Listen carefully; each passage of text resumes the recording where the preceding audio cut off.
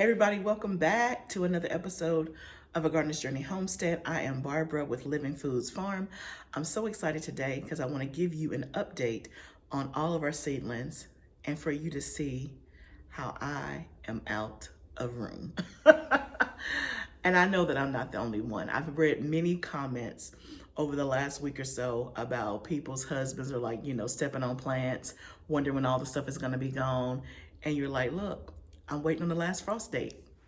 So I thought in this video, I'm going to take you around the house and let you see where I have all the seedlings and give you an update. And also because it's really rainy and nasty out today, like dreary, rainy, wet, muddy. Every day, every video, it's a different temperature, it's a different thing going on. So it's kind of nasty. So I figured I would stay in the house today. I also have some other stuff going on in the house today. I'm baking some bread. I'm also making grape jelly today and using a new product. So maybe I'll do a video on that later. I got to figure out how to use my little new product. I will show you and tell you about it. But I made grape juice last night. And so today I'm making grape jelly, if all goes well. But that's not what this video is about. Let's talk about our plant seedlings and how everything is going. So I'm going to turn you around and show you each row so you can kind of see what's what. It's behind me. Excuse this mess up here. This is like, humidity domes, extra pots, labels, the whole 9 yards. Don't look at that. Okay, so I have a traditional, what do you call it? It's not a grow rag. That's not what it's designed for. It's a shelf and it has 4 rows and I have 2 10-20 trays on each row. So let me turn you around. I'll show you what we have. And it shows up blue because of the lights, the grow lights that have that iridescent, the blue, reds, and greens. So these right here are my tomato plants. As you can see, they are very, very, very leggy. Oh, isn't that cool how my watch shows up? Okay, yeah, they're very, very leggy. They need to be up potted, so that is definitely the next order of business, but they're all doing really, really well, except that they're leggy. This right here, the tray beside it, are the flowers that I think we did this together on like 3 days ago. So it's going pretty fast. You can see I already have some germination there. You can see there's one there and there. So it's just now getting started with the germination. And this tray is marigolds and aster. And we did this, like I said, together, I guess three days ago. So we already have some germination, which is good. As we move on down below, this is the tray that we did, let's see, 5 days ago. This is the tray of basil. I didn't show this one on camera, but you can see we already have some good germination. I did 5 different kinds of basil. And then also I have some nasturtiums here as well, and only a couple of them have started to germinate. So you can see those there, but the basil is doing really, really well, as you can see. And the 5 kinds of basil, I did sweet Thai basil, cardinal basil, lemon basil, Genovese basil, and there's another one. I can't recall the name of that one. So that's that. Then when you move over here, these are the plants that we up potted. As you can see here, the lights dry things out. These lights are intense, these right here. And so they dry them out. I'm having to mist them sometimes twice a day, depending on the temperature in the house and the temperature of the lights. But these are all tomato plants that we up potted together the other day. So they're now in their new pots. You can see they are doing good. So as we move down to this row right here, pepper plants that are doing good. You see me rubbing my hands across. That's always good for your plants to help toughen them up. And then also putting a small fan on them. I do rotate the fan. I have a fan here, as you can see. And I do rotate them on the fan, I would say, maybe once a week.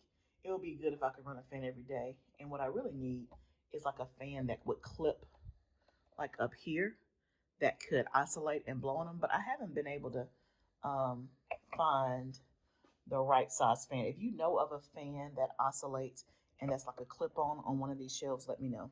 But you can see these pepper plants are doing good. They need to be up potted as well, so that's on the list. But those are all peppers.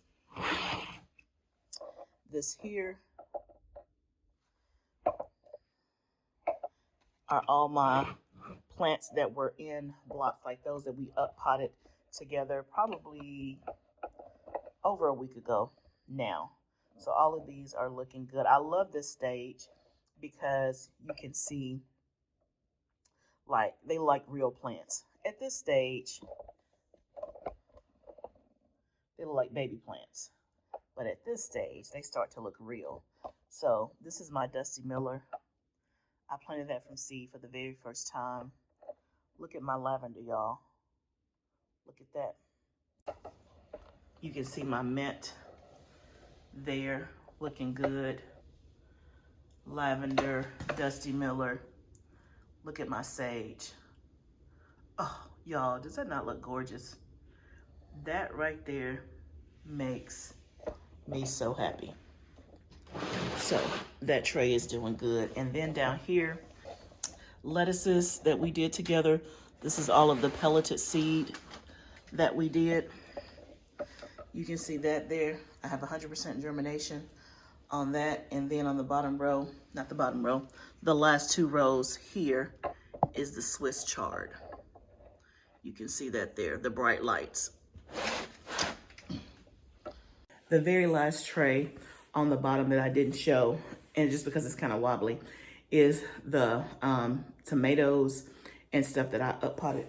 Yeah, tomatoes that I had to remember. Tomatoes that I up potted, as well as some lettuce that I up potted.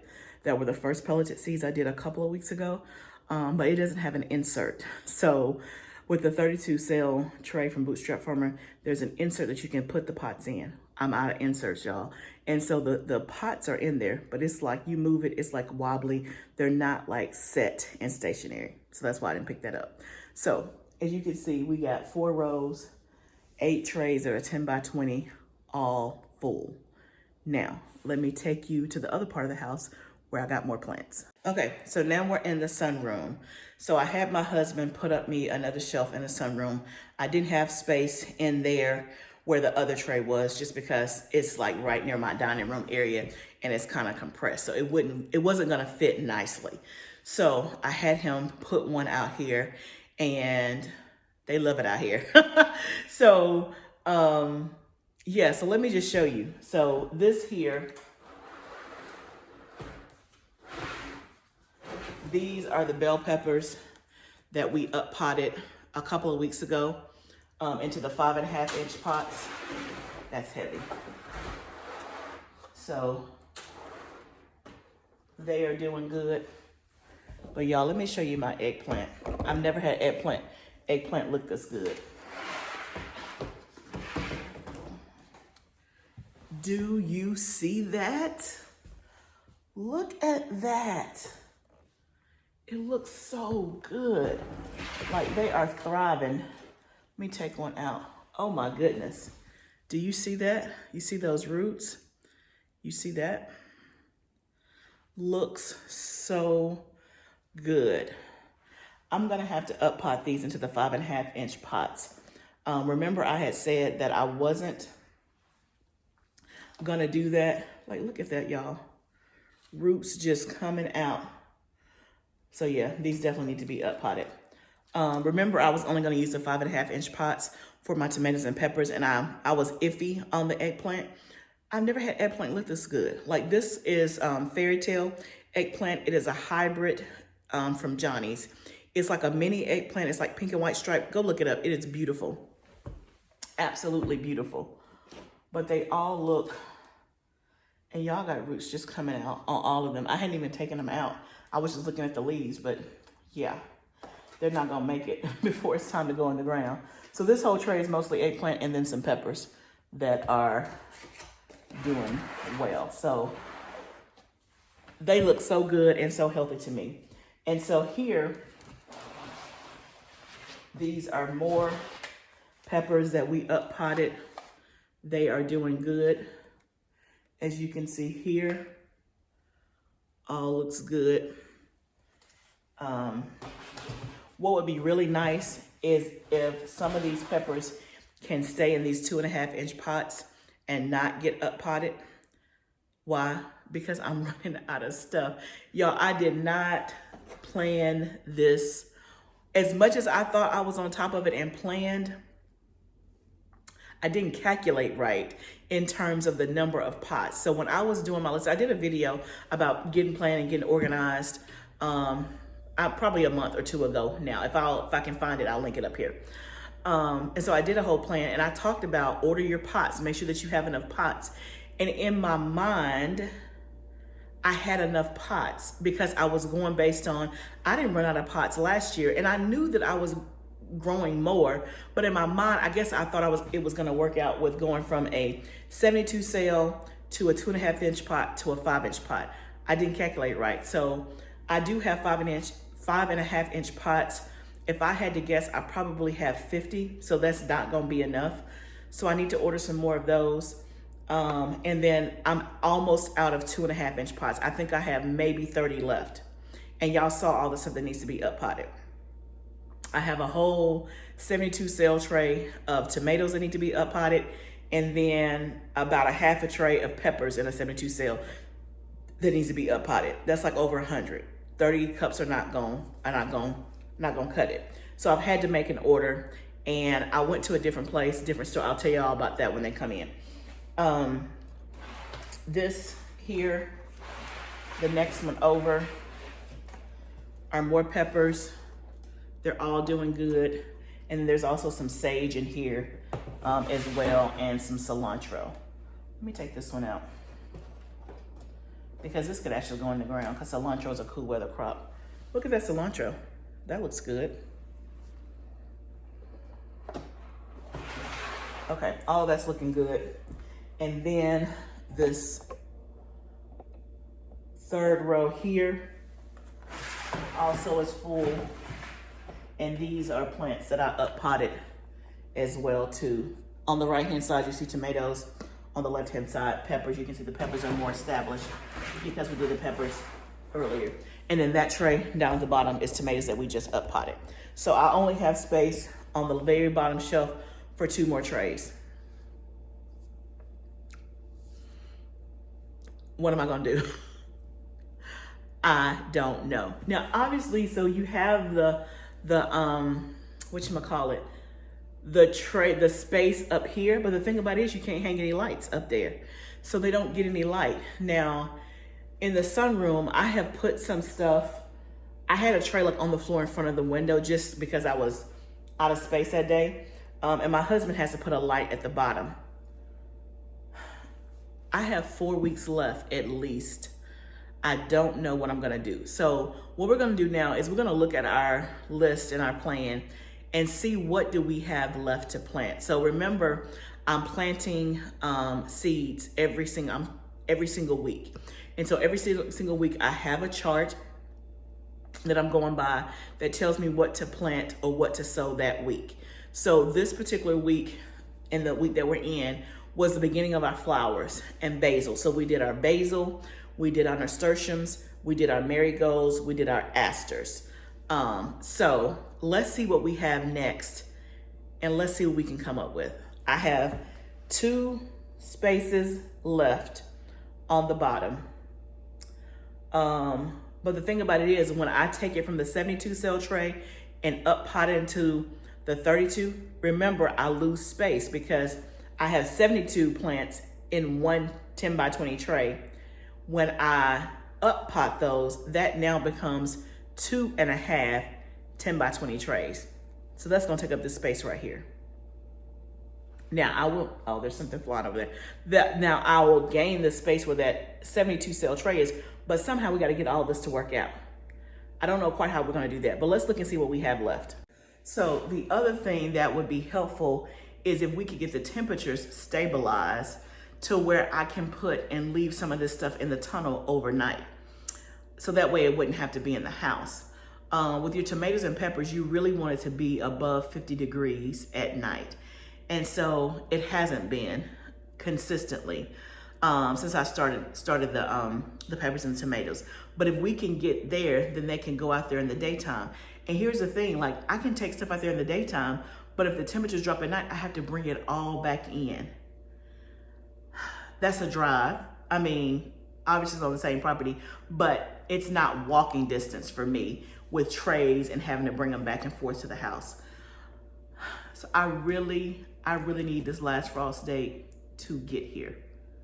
Who else is feeling the pinch? Are you feeling the pinch like, I got more stuff to start, I'm already out of space, I'm already out of pots, or I'm about to be out of space, I'm about to be out of pots? Who? Let me know. Okay, so what, y'all, I don't even know. I came on here, not that I have a solution, but I just want to talk it out with somebody, and that somebody is you. So remember, in a previous video, I kind of labeled all of my stuff by date. So I seed usually on Sundays, but that really varies with my schedule. But I'm seeding once a week is the plan, right? And so I have everything marked. So the next upcoming date is March the 26th. Today is March the 22nd. So this is what's supposed to be planted. And I think this is 3 weeks away from frost date, this date. My last frost date is projected to be April the 20th, okay? So for March 26th, for the next seeding, I have celosia and I have zinnias. And then this one says okra, which I'm not quite sure. I must have read something that said you can start the seeds. I've never started okra seeds. I've already just direct sown it. And so worst case scenario, I can direct sow okra. So I'm not gonna worry about the okra, but I do wanna start my zinnias and my celosia seeds. Can you direct sow them? Yes, you can. I have to wait. But not only do I want them to have a jump start, I want to be able to individually place where they go. And when you direct sow, that's where it's gonna be. Versus if I sow the seeds and they're transplants, and I can, kind of pinpoint where they go. Then the next batch would be April the 2nd. So let's see what's in this batch. Cucumbers, which I can direct sow. Squash. What is this? Sunflowers.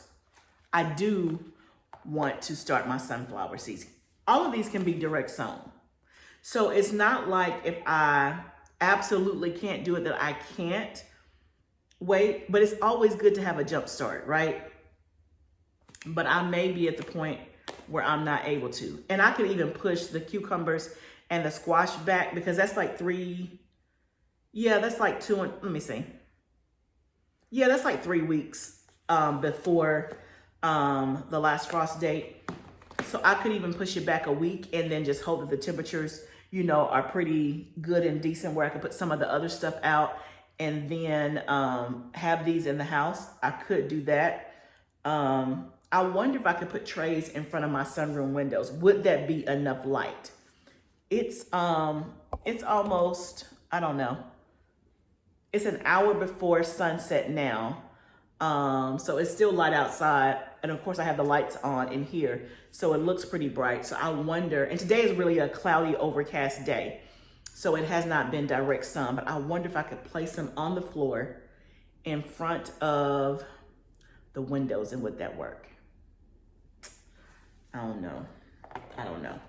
So we have those, and then the very last set we have is the April 9th set, which is cantaloupe and watermelon. I did start my watermelon and cantaloupe. No, I didn't start cantaloupe. I did start my watermelon seeds last time. I like that. I like just being able to place it. I like it already being established. So I like all of that. Now, technically, the watermelon and the cantaloupe are gonna go in the outside garden. So I could wait because if I remember correctly, they grow pretty fast in terms of the seedlings. I could wait until closer to time. I don't plan to plant in the outside garden until the first week of May. even though my estimated last frost date is the 20th. That is my plan. Unless I look and I'm feeling like, yep, let's do it. My plan is to plant outside the first week of May. So if that's the case, then I could probably, this will be like almost a month before, I could delay and push that back. But the stuff in the tunnel, that's gonna go in the tunnel. I'm definitely trying to get it in there by the last frost date. I think I will be safe in the tunnel. Because if it drops, you just never know with those tomatoes and peppers. Those are the things I'm most concerned about. Anyway, y'all, here's where we are.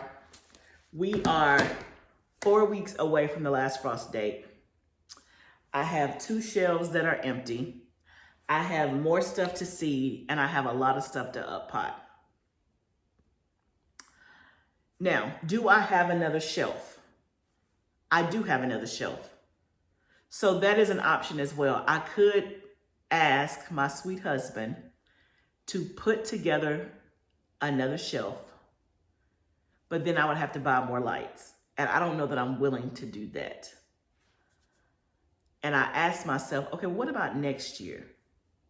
I don't know how it's gonna happen, but y'all, I keep thinking that I want me another tunnel that's just for seed starting and propagation. I think it would make things a lot simpler and a lot easier. Am I gonna have that by next summer? I don't know.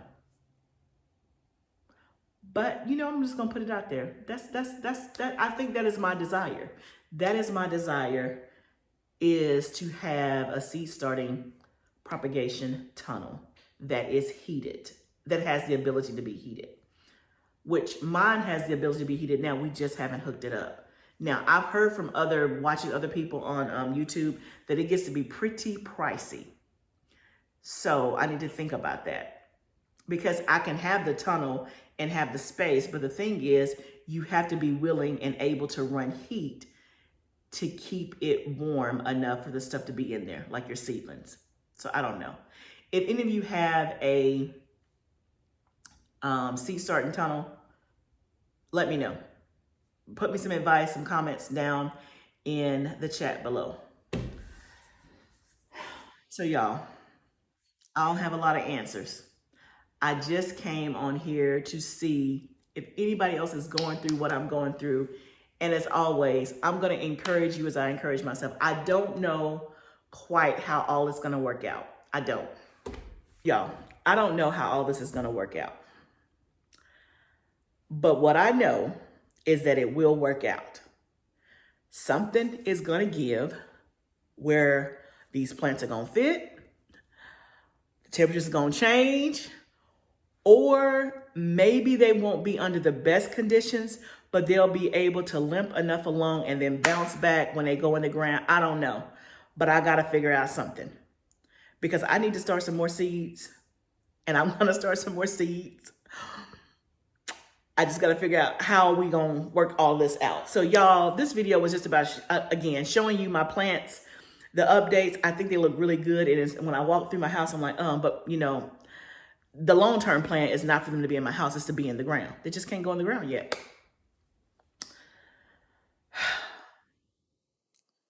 This is the part of the year when you're like, starting seeds is a lot of work. I'm not going to pretend like it isn't, because you have to keep them watered. You're constantly moving things around. You're constantly having to do all the things. But if we can just hang on a little longer. I don't know what zone you're in. If I didn't mention it, I'm in zone 7A. I don't know what zone you're in, but just hang on, y'all. Because what else are we going to do? What else are we going to do? Tell your husband, be nice. Tell him that they will go in the ground. They are going to go. They will not be in the house at Christmas time. They are going into the ground. Just tell him to be a little bit more patient. Just tell him to watch his step. Make sure you don't get nothing on the plants. All the things. But y'all, if we can just hold on a little while longer. But I'm ready. I'm so ready for the last frost date. Like, for it to be here, and I'm ready to get my stuff in the ground. I'm ready. What about you? Y'all, thank you so much for listening to me share my heart and ramble today. Thank you for being on this journey with me. Send me good vibes, send me encouragement. Let me know that you understand that you're going through the same thing and that it's going to be okay. It is going to be okay. But y'all, this is all part of the journey. So let's grow together. If you like what you're seeing, please subscribe to my channel. Hit the bell so you get notifications. Share with a neighbor, share with a friend. Remember, gardening is a journey. Let's grow together. I'll see you next time, friend.